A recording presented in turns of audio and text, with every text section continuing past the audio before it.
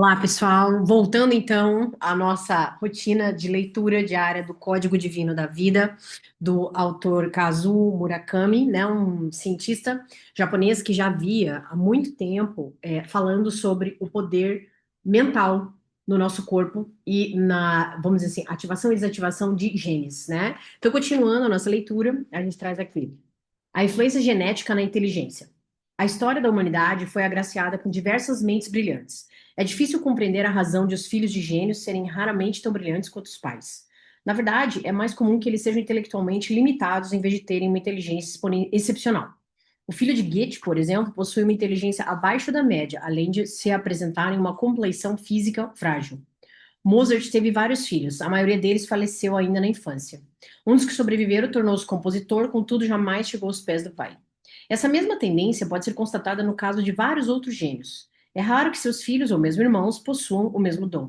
É provável que essa discrepância, que ocorra apesar de todos possuírem praticamente o mesmo código genético, resulte de dois fatores: influências do meio ambiente ao qual vivem e mecanismo genético liga-desliga. Embora os gênios sejam muito habilidosos em certas áreas, costumam demonstrar uma série de excentricidades.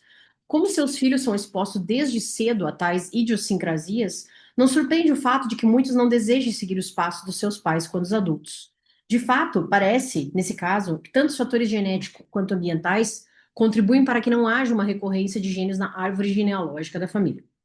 De acordo com a teoria de evolução de Darwin, isso é ele falando, né, gente? Anos 80, tá? 1980 e bolinha. De acordo com a teoria de evolução de Darwin, os seres humanos, animais e plantas evoluíram ao longo de bilhões de anos. O conceito fundamental dessa teoria é o da sobrevivência dos mais fortes, por meio do processo de seleção natural, de modo que só permaneçam vivos aqueles que conseguem se adaptar às mudanças ambientais. Na essência, o mecanismo da evolução está diretamente relacionado às mutações genéticas. Em nosso código genético, existem informações relativas a nossos ancestrais, entre eles peixes e répteis. Ainda dentro do útero, o embrião passa com muita rapidez por todos os estágios do desenvolvimento evolutivo. Ele restabelece toda a sequência evolutiva, mostrando que o histórico da evolução está gravado em nossos genes. É a pura verdade, né? Porque o embrião, quando ele nasce, ele parece um girininho, e depois ele vai evoluindo de fato, né? Continuando então. No entanto, os seres humanos nunca nascem com a forma de um peixe ou réptil, pois em algum momento durante o desenvolvimento fetal aqueles genes são desativados. Caso isso não aconteça, o próprio organismo materno rejeitará o feto por meio de um aborto natural. E realmente acontece muitas vezes, né? Incompatibilidade com a vida. Uma boa parte das mulheres acaba tendo um aborto espontâneo no primeiro trimestre e geralmente é por conta disso. Incompatibilidade à vida, talvez esse liga-desliga que não funcione, né? O geneticista Muto Kimura, tornou-se conhecido ao propor a teoria neutralista da evolução, desenvolvida em resposta à teoria de Darwin. Segundo ele, a probabilidade de qualquer criatura nascer é equivalente à probabilidade de uma pessoa ganhar 100 milhões, 1 milhão de vezes. Há aqueles que invejam os gênios e prodígios, porém, se eles pudessem trocar de lugar com eles, perceberiam que eles também enfrentam sua parcela de dor e sofrimento. Por outro lado, talvez os gênios invejem as pessoas comuns. Na verdade, os dois lados, em vez de expressarem inveja um pelo outro, deveriam conscientizar-se de que só o fato de terem nascido já representa um milagre. É aquela velha história, né, gente? Apenas estar aqui, apenas respirar, isso já é um milagre, né? A gente já deveria entender isso e ser grato por isso. E essa gratidão tem a ver com como os teus genes se comportam em você, né? É o copo meio cheio, meio vazio que a gente sempre fala, né? Se informações genéticas cruciais forem perdidas, danos críticos ocorrerão. No capítulo 1, apresentei a estrutura do DNA e descrevi a forma como as quatro bases nitrogenadas ATCG unem-se aos pares ATCG, formando degraus de uma escada helicoidal, né? Individuação, né, gente, do Jung, espiral. É a mesma forma. Essas combinações nunca mudam, a não ser no caso de uma mutação. A informação codificada por essas quatro letras fica armazenada em 23 pares de cromossomos e determina a sequência de aminoácidos durante a síntese das proteínas. Os aminoácidos são os blocos de construção das proteínas, e os genes designam o tipo de proteína que deverá ser feita, fornecendo as especificações quanto à ordem a qual aminoácidos estão dispostos. A proteína é um dos mais importantes componentes do corpo humano, e uma pequena alteração na sequência dos aminoácidos pode levar à síntese de uma proteína diferente. É isso, né? Basta uma mudança numa letra, acabou, uma síndrome genética instalada, né? As proteínas das plantas, animais e seres humanos são completamente diferentes. Até mesmo as proteínas que formam os tecidos musculares de bovinos e seres humanos diferem entre si. Essa diferença é determinada pela ordem dos aminoácidos nessa estrutura, a ordem das letrinhas.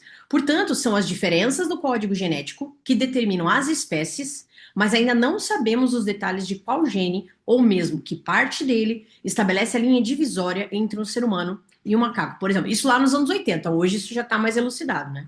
As proteínas consistem de aminoácidos organizados em uma sequência longa e complexa.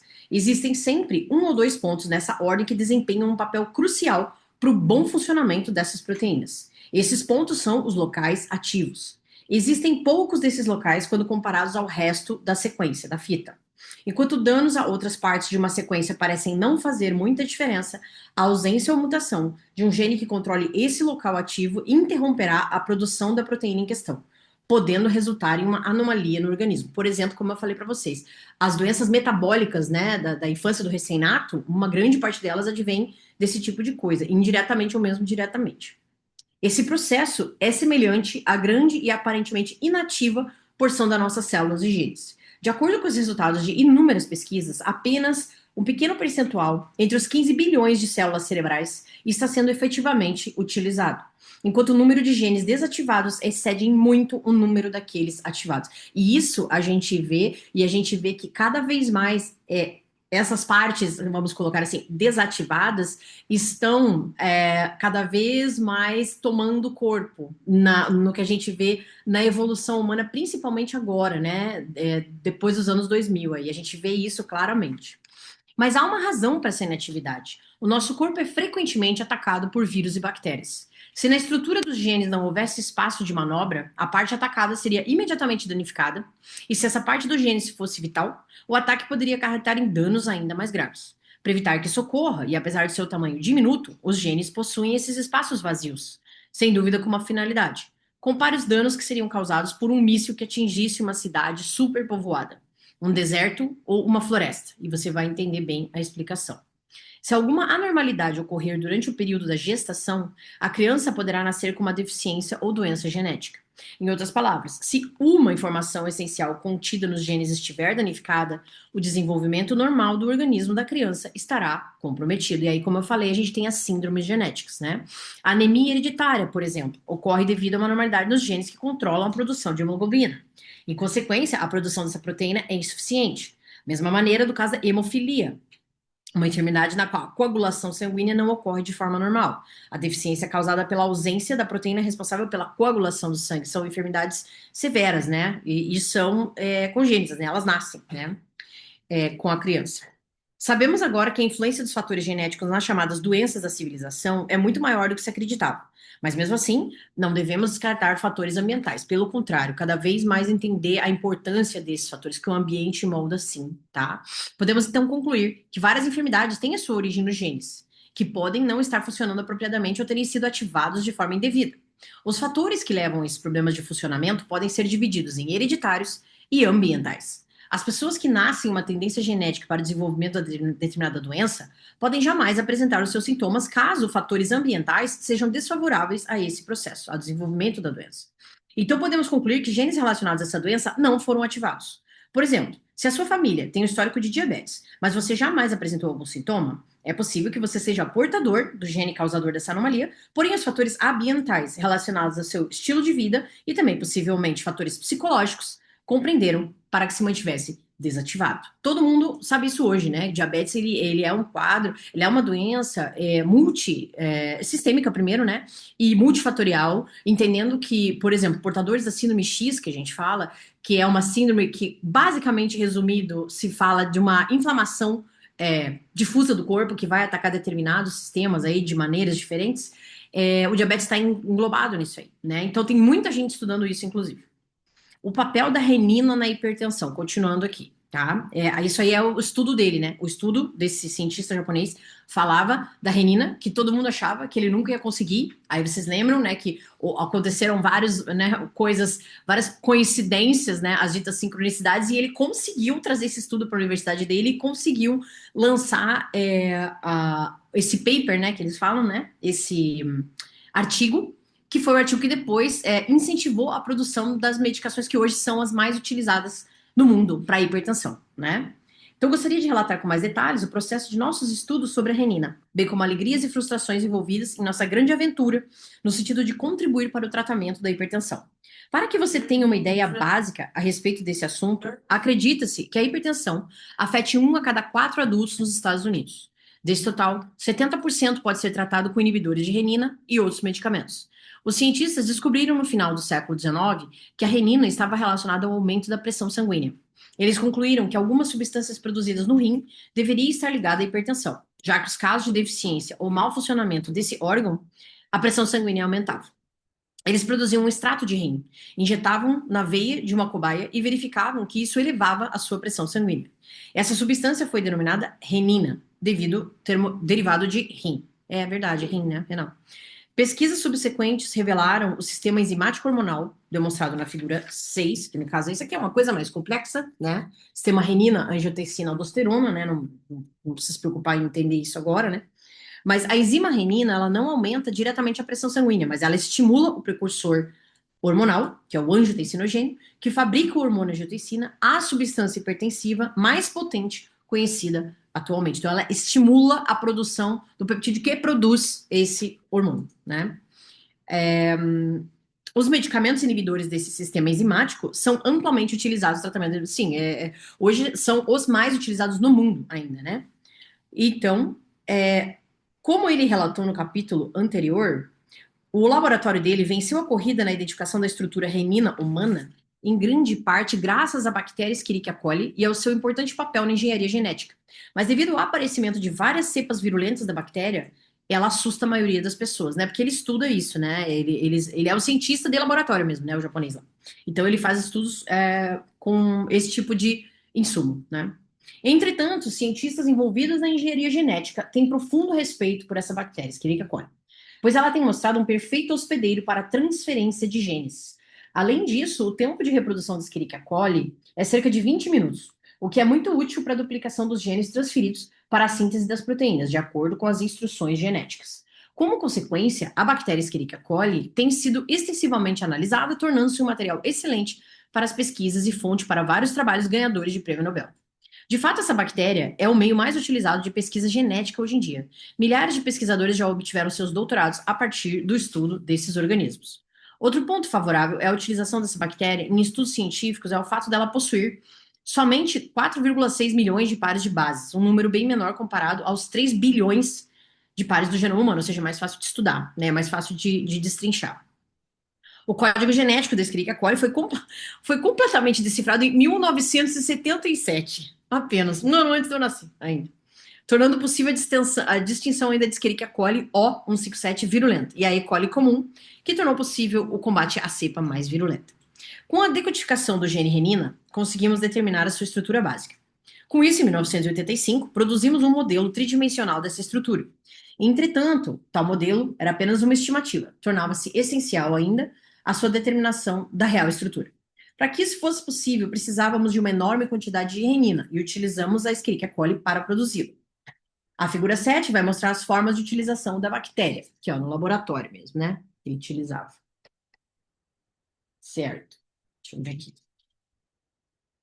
Nós vamos, né, não vamos se ater a isso, mas esse é o método empregado na produção de várias proteínas, como a insulina, o interferon e o hormônio do crescimento. Nossa, pouco importante apenas, né? A insulina, que trata o diabetes, interferon, que é o mediador pró-inflamatório, e os hormônios de crescimento, né? O GH, imagina.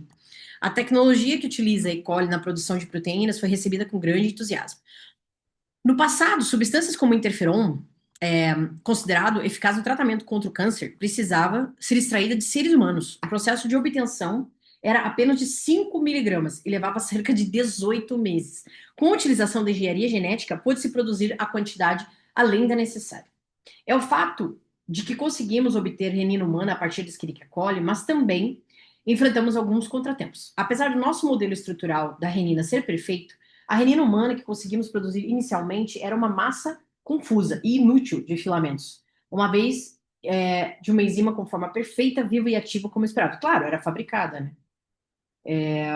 A produção de proteínas e hormônios humanos ocorre no interior das células da bactéria, e para que possamos extraí-los, faz-se necessário o rompimento da rígida membrana dessas células. Além disso, a separação entre as substâncias que foram produzidas e as proteínas normais da coli é um processo extremamente difícil. Por isso, embora estivéssemos produzindo uma sequência correta, não conseguíamos formar a estrutura tridimensional apropriada. Imagina a dificuldade, né, disso aqui. Meu Deus do céu. Isso significava que não atingiríamos nosso objetivo de criar um modelo estrutural da renina. Percebendo que a bactéria não iria funcionar, decidimos experimentar com 3 outras células: levedura, bacilos e uma cultura de células animais. Dessa vez, passamos a trabalhar de forma conjunta com a Upjohn Company, uma empresa farmacêutica internacional. Essa parceria surgiu devido ao grande interesse que a empresa demonstrou pelo nosso projeto, contatando-nos uma semana após termos obtido sucesso na extração da renina. Pela insistência deles em conduzir estudo minucioso desde os estágios iniciais da pesquisa. Se a nossa técnica pudesse ser utilizada na produção de quantidades maiores, eles poderiam cristalizar a renina e analisar a sua forma verdadeira para usar no desenvolvimento do tratamento eficaz para a hipertensão. Com a empresa farmacêutica, o seu objetivo era produzir remédios. E, para isso, necessitava identificar o mais rápido possível a estrutura exata da renina. A partir daí, seria relativamente fácil produzir um bom inibidor de renina. Juntos, produzimos 200 miligramas de renina que foram utilizados na definição da estrutura. A seta indica inibidor, aqui, que é o resultado da pesquisa deles. Basicamente, isso aqui parece um emaranhado de coisas, mas é isso, né? A renina do sistema. Então, amanhã a gente continua, né? Agora, essa parte é uma parte mais técnica, para depois ele comentar sobre a parte do ambiente, né? Isso aqui ele está falando dos estudos dele, né? Tem bastante coisa ainda. Eu acho que aí nós vamos, logo depois disso aqui, a gente vai vir para o capítulo 6. A união entre a ciência e o divino. Os avanços da engenharia genética não podem quebrar as leis da natureza. Simples assim. Amanhã a gente continua, tá bom? Até mais, então. Um abraço e a gente se vê.